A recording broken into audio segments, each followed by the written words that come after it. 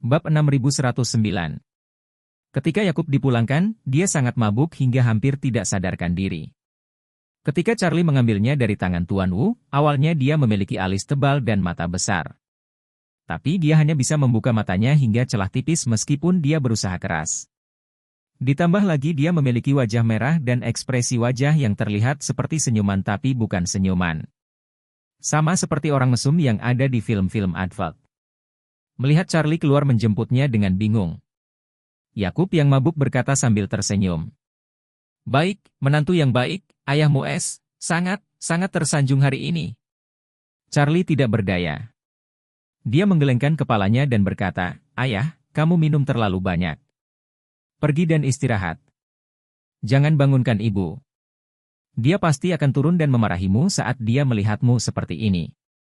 "Memarahiku?" Jacob melotot dan mendengus dingin. Dia berkata, Saya akan memberinya keberanian.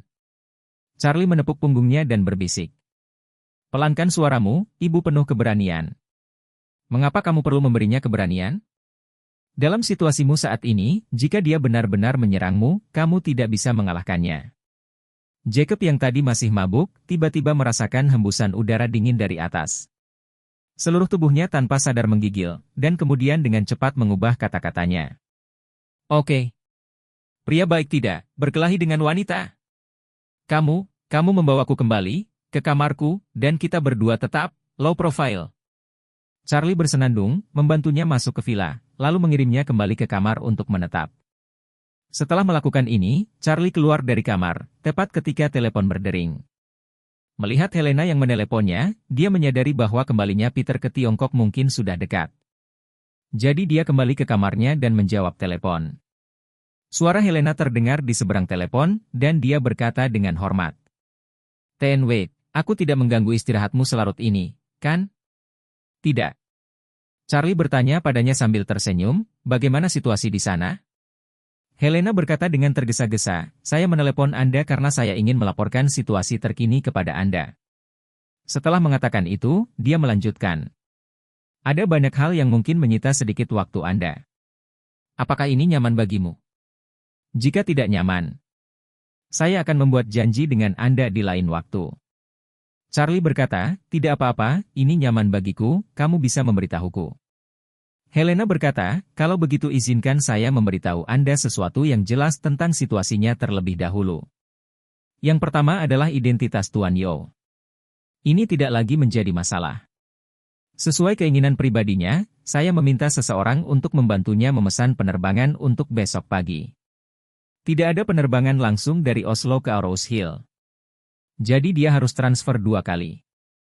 Butuh waktu hampir 24 jam untuk sampai di Aarhus Hill. Itu akan terjadi lusa sore di tempatmu." Setelah mengatakan itu, Helena menjelaskan, "Anda sebelumnya mengatakan bahwa Tuan Yo diberi identitas yang masuk akal sebagai orang biasa. Jadi saya tidak mengatur jet bisnis untuknya di sini, dan perjalanannya akan menjadi sedikit lebih sulit." "Oke," kata Charlie penuh pengertian. Kembali ke Tiongkok adalah langkah terakhir Paman Yo untuk keluar dari bencana ini. Lebih baik bekerja lebih keras daripada membuat masalah. Anda dapat mengirimkan saya nomor penerbangannya nanti dan saya akan menjemputnya di bandara."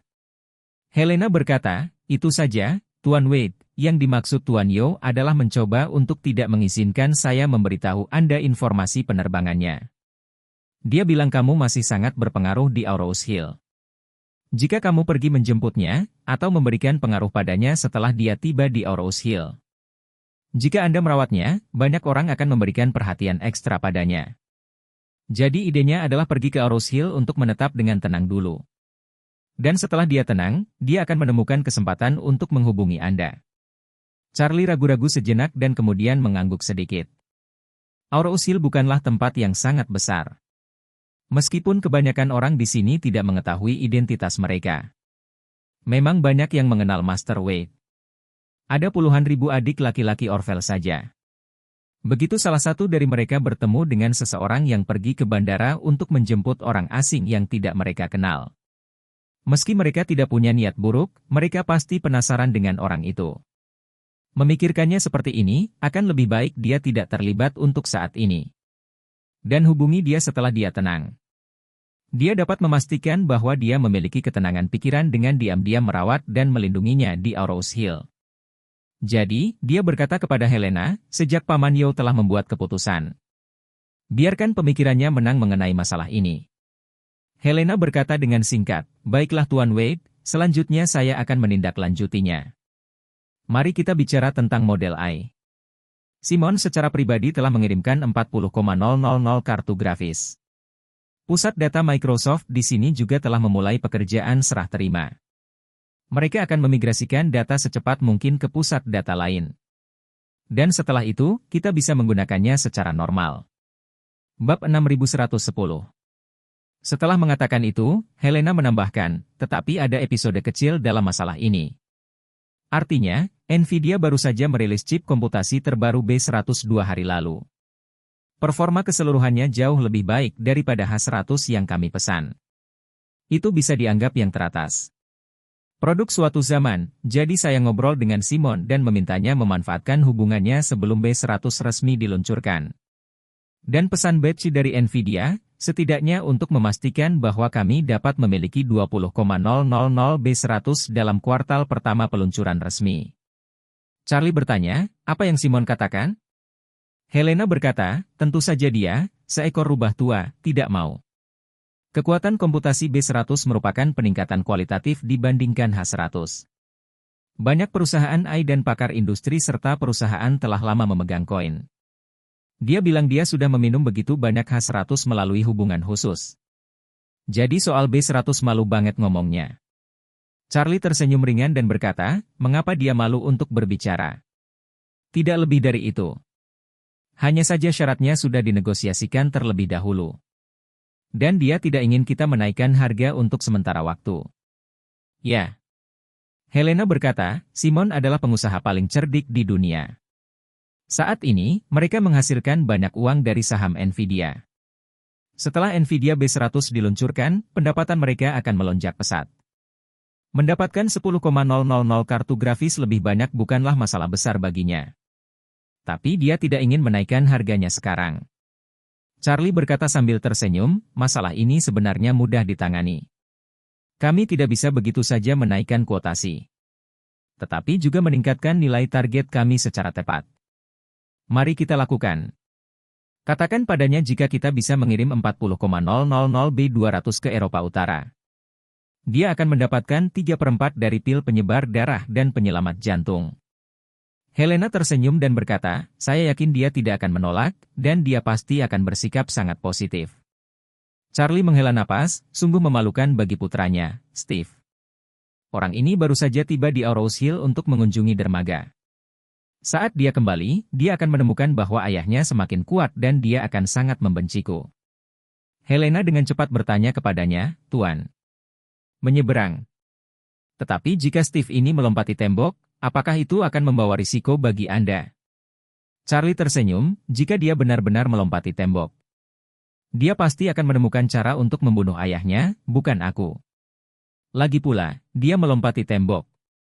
Jika seekor anjing melompat dari gedung dengan tergesa-gesa, dia tidak akan mencari kematian sendirian. Helena tersenyum manis dan berkata, kalau begitu aku lega. Setelah itu, Helena menambahkan, ngomong-ngomong. TN Wade, periode peluncuran model AI telah berlalu. Demonstrasi terbaru dapat diluncurkan dalam waktu yang ditentukan. Dan masih ada ruang untuk percepatan lebih lanjut. Namun, rinciannya tidak dapat dijamin dan harus terus diverifikasi dalam operasi sebenarnya. Namun, Anda dapat yakin bahwa saya pasti akan mengawasi mereka dan membiarkan mereka melakukan yang terbaik untuk online secepat mungkin. Oke. Charlie menghela nafas. Terima kasih atas kerja kerasmu, Helena. Helena buru-buru berkata, Tuan. Wade, kamu sopan sekali. Inilah yang harus saya lakukan. Charlie tidak berbicara terlalu banyak dengan Helena, tidak ada gunanya mengucapkan lebih banyak kata-kata sopan dan terima kasih. Dia akan selalu memberikan imbalan yang nyata dalam bidang praktis kepada mereka yang telah membantunya dan mereka yang telah melakukan upaya dan niat baik untuknya. Kali ini, Helena berkata lagi, ngomong-ngomong, Tuan Wade, Anda belum memberi saya rekening penagihan sebesar 55 miliar US$ yang diberikan Simon kepada saya terakhir kali. Tolong beri saya akun jika Anda mau. Terima kasih atas kerja kerasmu. Charlie tersenyum dan berkata, saya benar-benar tidak punya apa-apa untuk menggunakan uang itu saat ini. Jadi simpan saja uang ini untuk saat ini. Saat ini, panggilan lain masuk dari ponsel Charlie. Itu adalah istrinya, Claire, jadi dia berkata pada Helena. Helena, ada yang harus aku lakukan di sini, mari kita bicarakan nanti. Setelah itu, dia mengalihkan panggilan Claire. Begitu panggilan telepon masuk, Claire berkata dengan semangat. Suamiku, aku sudah selesai menyerahkannya ke sini. Nona Fei telah mengatur penerbangan untukku. Dan aku akan berangkat sore hari. Charlie mau tidak mau bertanya dengan heran. Sayang, kapan kamu bisa sampai di Arrows Hill? Claire berpikir sejenak dan berkata. Sekarang sudah larut malam di Arrows Hill. Aku akan kembali mengemasi barang-barangku nanti. Setelah menyelesaikan semuanya, Nona Fei akan mengatur pesawat khusus untuk mengirim saya pergi. Saya kira saya harus tiba besok siang. Charlie berkata dengan gembira, bagus sekali, istriku. Aku akan menjemputmu di bandara besok.